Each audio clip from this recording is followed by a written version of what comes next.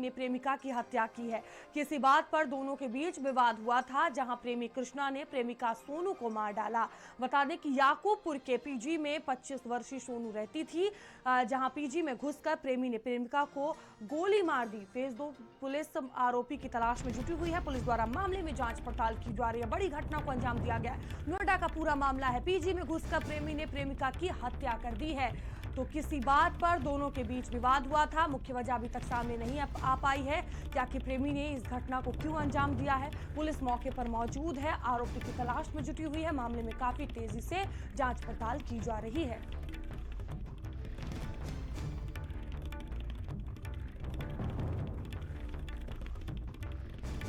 तो phase 2 police आरोपी की तलाश में जुटी हुई है। मामले में जांच पड़ताल की जा रही है। पीजी में घुसकर प्रेमी ने प्रेमिका की हत्या की है। नोएडा का पूरा मामला है। किसी बात पर दोनों के बीच विवाद हुआ था और देखिए विवाद के बाद प्रेमी ने इस पूरी घटना को अंजाम दिया। तो प्रेमी का नाम कृष्णा बताया जा रहा है, जिसने प्रेमिका को मौत के घाट उतारा है। याकूबपुर के पीजी में 25 वर्षीय सोनू रहती थी और पीजी में घुसकर प्रेमी ने प्रेमिका को गोली मार दी है। तो देखिए अभी तक मुख्य वजह सामने नहीं आ पाई है कि आखिर किस वजह से इस पूरी घटना को अंजाम दिया गया है। पुलिस अब तहकीकात में जुटी हुई है और आरोपी प्रेमी की तलाश की जा रही है। आज दिनांक 28 नवंबर 2025 को थाना फेज 2 क्षेत्र के अंतर्गत एक व्यक्ति, इसका नाम कृष्णा है, उसने अपनी प्रेमिका को एक पीजी में गोली मारी, जिसके उपरांत महिला की मृत्यु। तत्काल ही पुलिस ने अभियोग पंजीकृत करके आवश्यक विधिक कार्रवाई प्रारंभ कर दी है। जल्द ही अभियुक्त की गिरफ्तारी सुनिश्चित की जाएगी। अन्य विधिक कार्रवाई प्रस्तुत है।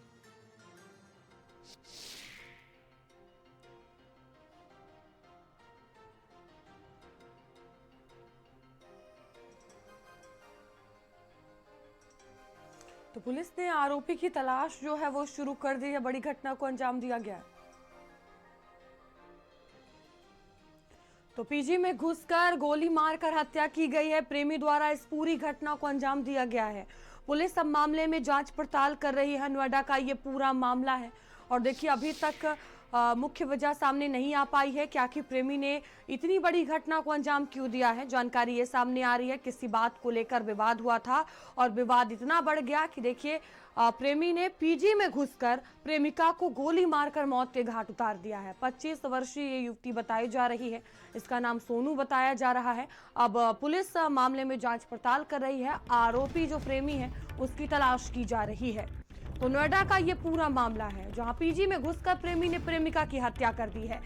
किसी बात को लेकर दोनों में विवाद हुआ था और इसी को लेकर बड़ी घटना को अंजाम दिया गया है।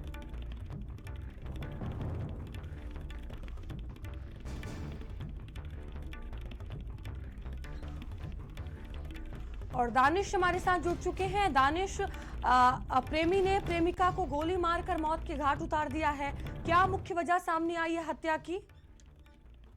बिल्कुल, देखिए बहुत बड़ा मामला है। पीजी की सुरक्षा पे एक बार फिर से सवालिया निशान खड़ा होता है। देखिए बहुत सी महिलाएं हैं जो अपने जो वर्किंग वुमेन्स हैं, वो यहाँ पे किराए पे पीजी में रहती हैं। ऐसे में इतनी बड़ी घटना हो जाना अपने आप में कई सवालिया निशान खड़े करती है। बताया जा रहा है कि याकूबपुर में जो पीजी था उसके सेकेंड फ्लोर पे एक युवती है 25 वर्षीय सोनू, ये वहाँ पर रहती थी और उसी में एक लड़का है कृष्णा, वो उसका अफेयर चल रहा था। वो कई बार पीजी आता था, हमेशा पीजी में आता जाता रहता था। लिहाजा जो पीजी के लोग थे उसको रोकते टोकते नहीं थे।